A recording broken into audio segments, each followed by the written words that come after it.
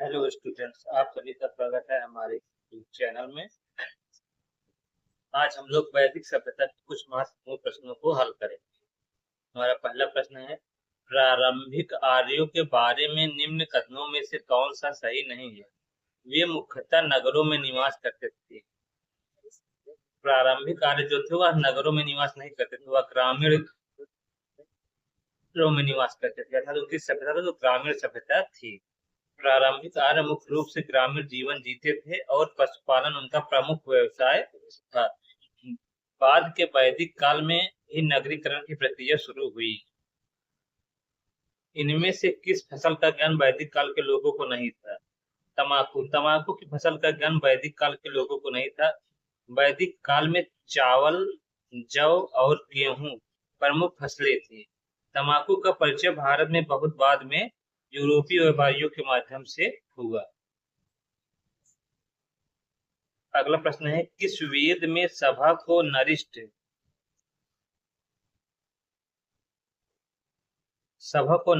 अर्थात सामूहिक वाद विवाद या अनुल्लंघनीय कहा गया है? अथर्ववेद में। किस वेद में सभा को नरिष्ठ अर्थात समूह वाद विवाद या अनुल्लंघनीय कहा गया है? अथर्ववेद में कहा गया है। ऋग्वेद में सभा को समिति नामक दो परिषदों का उल्लेख मिलता है जो राजा को सलाह देती थी, और अथर्ववेद में सभा के महत्व को नरिष्ठ कहकर दर्शाया गया है। हमारा अगला प्रश्न है, ऋग्वेद में कुल कितने मंडल हैं? ऋग्वेद में कुल 10 मंडल हैं। ऋग्वेद में कितने मंडल हैं? ऋग्वेद में 10 मंडल हैं।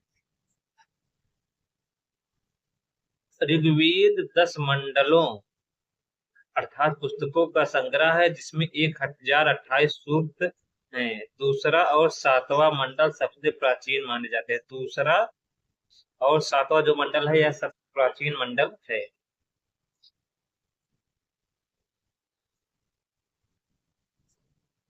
किस रचना में नारी को सुरा और पांसा के साथ 3 प्रमुख बुराइयों में शामिल किया गया है?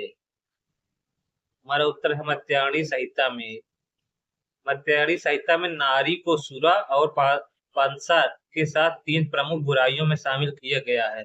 मत्स्यायणी संहिता उत्तर वैदिक काल की एक महत्वपूर्ण रचना है जो तत्कालीन समाज में महिलाओं की स्थिति पर प्रकाश डालती है। अगला प्रश्न है, गायत्री मंत्र की रचना किसने की थी? गायत्री मंत्र की रचना विश्वामित्र ने की थी। गायत्री मंत्र की रचना किसने की थी? विश्वामित्र ने की थी।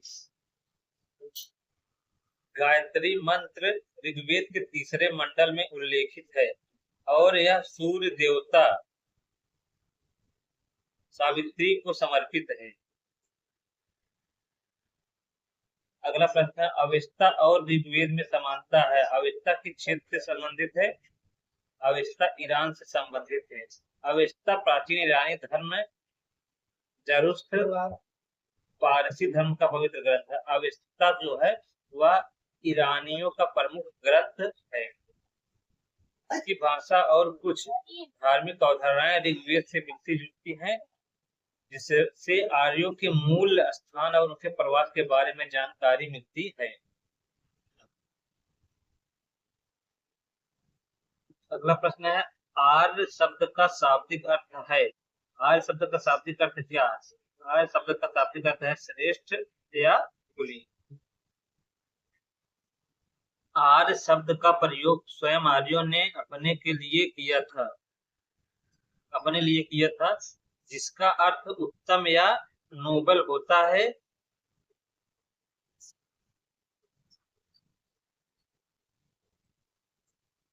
पूर्व वैदिक या ऋग वैदिक संस्कृति का काल किसे माना जाता है?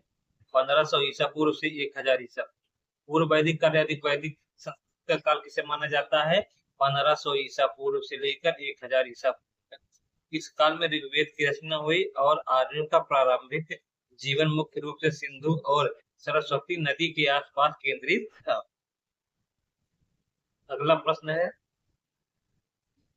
उत्तर वैदिक संस्कृति का काल किसे माना जाता है? उत्तर वैदिक संस्कृति का काल जो है वह 1000 ईसा पूर्व से लेकर 600 ईसा पूर्व तक का माना जाता है। इस काल में सामवेद, यजुर्वेद और अथर्ववेद के साथ साथ ब्राह्मण ग्रंथ और अरण्यक और उपनिषदों की रचना हुई। आर्यों का विस्तार गंगा यमुना के मैदानी इलाकों तक हुआ और सामाजिक संरचना में जटिलता आ गई। अगला प्रश्न है हमारा, किस देवता के लिए ऋग्वेद में पुरंदर शब्द का प्रयोग किया गया? ये इंपॉर्टेंट प्रश्न है।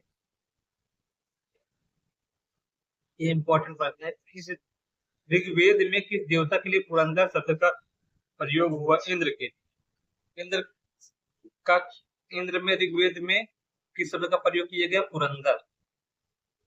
इंद्र ऋग्वेद के सबसे महत्वपूर्ण देवताओं में से एक हैं, जिन्हें युद्ध और वर्षा का देवता माना जाता है। पुरंदर का अर्थ होता है किलों को तोड़ने वाला। किस देवता के लिए ऋग्वेद में पुरंदर शब्द का प्रयोग हुआ? इंद्र के, जिन्हें युद्ध और वर्षा का देवता माना जाता है। और पुरंदर का अर्थ होता है किलों को तोड़ने वाला। शुल्ब सूत्र किस विषय से संबंधित पुस्तक है? जयमिति। शुल्ब सूत्र किस विषय से संबंधित पुस्तक है? जयमिति। चलिए आप लोग कुछ बताइए हमको, हम आपसे इसमें कुछ प्रश्न करते हैं, आप लोग देखिए बता पाते हैं कि नहीं। अवेस्ता किस क्षेत्र से संबंधित है? अवेस्ता जो ग्रंथ है वह किस क्षेत्र से संबंधित है? बताइए। अवेस्ता धर्म ग्रंथ जो है वह ईरान से संबंधित है। उत्तर वैदिक काल संस्कृति, उत्तर वैदिक संस्कृति का काल किसे कहा जाता है? 1000 ईसा पूर्व से लेकर 600 ईसा पूर्व तक के समय को। इसी में से हम आपसे प्रश्न पूछ रहे हैं, आप बताइए जल्दी जल्दी। आपसे कुछ प्रश्न पूछेंगे। ऋग्वेद में कितने मंडल हैं? बताइए। 10 मंडल। गायत्री मंत्र की रचना किसने की? बताइए। विश्वामित्र ने की है। चलिए आगे कुछ प्रश्नों पर चलते हैं। शुल्ब सूत्र जो है वैदिक काल के गणितीय ग्रंथ हैं, जिनमें यज्ञ वेदियों के निर्माण के लिए आवश्यक ज्यामितीय मापों का वर्णन है। यह ज्यामिति के प्राचीनतम स्रोतों में से एक है। यह भारतीय ज्यामिति में से प्राचीनतम स्रोतों में से एक है। अष्टोमा सदगमय कहाँ से लिया गया है? अष्टोमा सदगमय कहाँ से लिया गया है? अष्टोमा सदगमय कहाँ लिया गया है? ऋग्वेद से लिया गया है।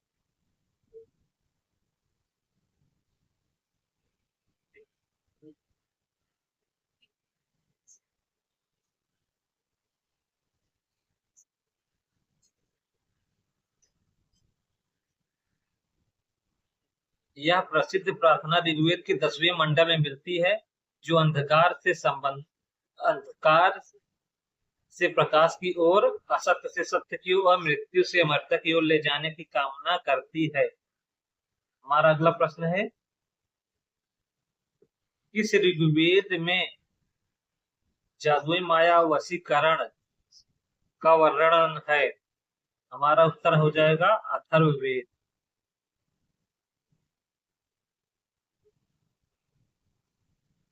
अथर्ववेद में रोगों के निवारण, जादू टोना और वशीकरण संबंधित मंत्र और प्रार्थनाएं हैं, जो इन्हें अन्य 3 वेदों से अलग बनाती हैं।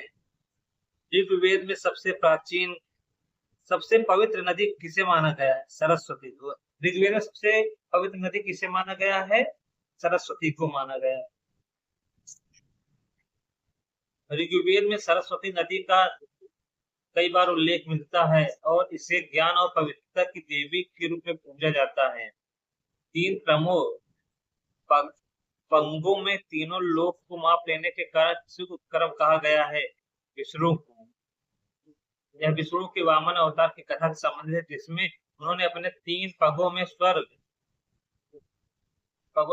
पृथ्वी और पाताल को माप लिया था। पुराणों की संख्या कितनी है? पुराणों की संख्या 18 है। पुराणों की संख्या कितनी है? 18 है।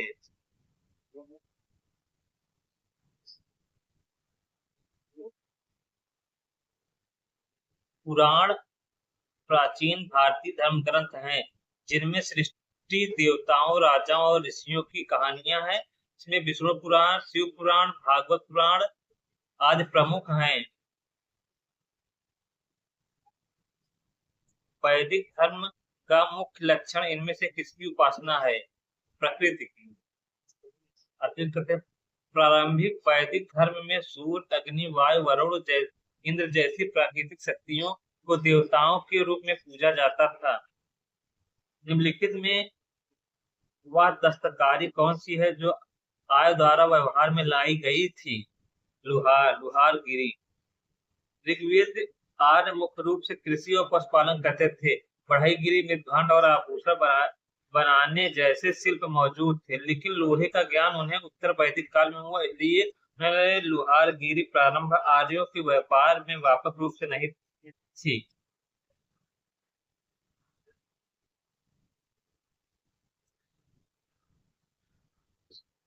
आदि काव्य की संज्ञा किसे दी जाती है? रामायण को। रामायण को आदि काव्य की संज्ञा दी जाती है। वाल्मीकि रचित रामायण को भारतीय इतिहास का साहित्य का पहला महाकाव्य माना जाता है। निम्नलिखित में से कौन मूलतः जल या समुद्र का देवता था? वरुण। वरुण को जल या समुद्र का देवता माना जाता है। वरुण को वैदिक काल में जल और ब्रह्मांडीय व्यवस्था का देवता माना जाता था। पतंजलि कौन थे?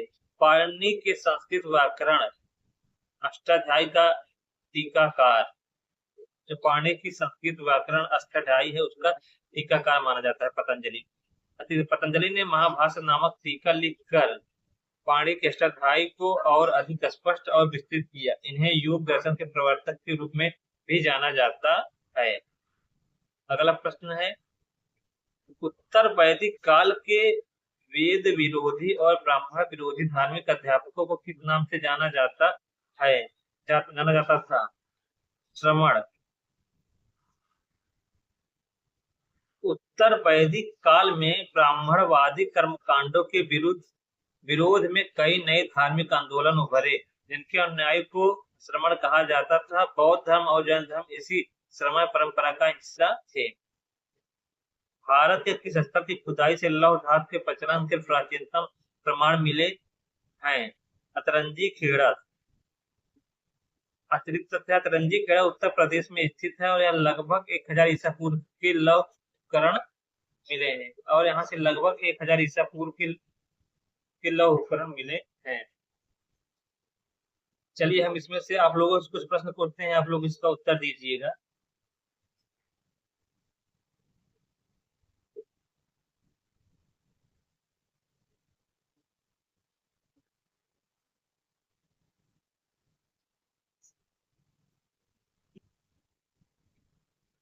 चलिए आप लोग बताइएगा कुछ प्रश्न। ऋग्वेद में कितने मंडल हैं? बताइए, ऋग्वेद में कितने मंडल हैं? ऋग्वेद में 10 मंडल हैं। गायत्री मंत्र की रचना किसने की? बताइए, गायत्री मंत्र की रचना किसने की? विश्वामित्र ने की। आर्य शब्द का शाब्दिक अर्थ क्या होता है? आर्य शब्द का शाब्दिक अर्थ होता है कुलीन या श्रेष्ठ। वैदिक सभ्यता जो है उसको कब से माना जाता है? वैदिक संस्कृति जो है उसका समय काल कितना है? 1500 ईसा पूर्व से लेकर 1000 ईसा। उत्तर वैदिक काल का समय कितना है? 1000 ईसा पूर्व से लेकर 600 ईसा पूर्व। किस देवता को पुरंदर कहा जाता है? ऋग्वेद में किस देवता को पुरंदर कहा जाता है? इंद्र को। इंद्र को युद्ध और वर्षा का देवता कहा जाता है। पुरंदर का अर्थ क्या होता है? किलो को तोड़ने वाला। शुल्भ सूत्र किससे संबंधित है? ज्यामिति से। इसमें जो इंपॉर्टेंट क्वेश्चन हम आपको रिपीट करवा दे रहे हैं। ऋग्वेद में कुल कितने मंडल हैं? 10 मंडल हैं।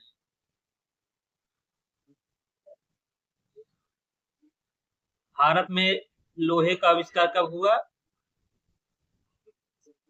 1000 ईसा पूर्व से अतरंजी खेड़ा से प्राप्त हुआ। यह उत्तर प्रदेश में स्थित है। बताइए आप लोग, पुराणों की संख्या कितनी है? बताइए, पुराणों की संख्या कितनी है? बताइए। 18 है पुराणों की संख्या। किस वेद में जादुई माया, वशीकरण, जादू टोना आदि का वर्णन है? बताइए। अथर्ववेद में। अस्तु मां सदगमय कहां से लिया गया है? ऋग्वेद से लिया गया है। बताइए, अस्तु मां सदगमय कहां से लिया गया है? ऋग्वेद से लिया गया है। ऋग्वेद की सबसे पवित्र नदी कौन सी है? सरस्वती है।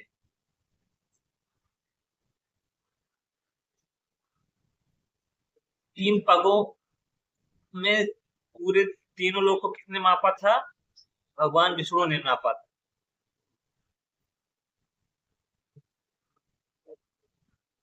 वैदिक धर्म के मुख्य लक्षण इनमें से किसकी उपासना करते थे? प्रकृति की। वैदिक धर्म के लोग किसकी उपासना करते थे? प्रकृति की उपासना करते थे।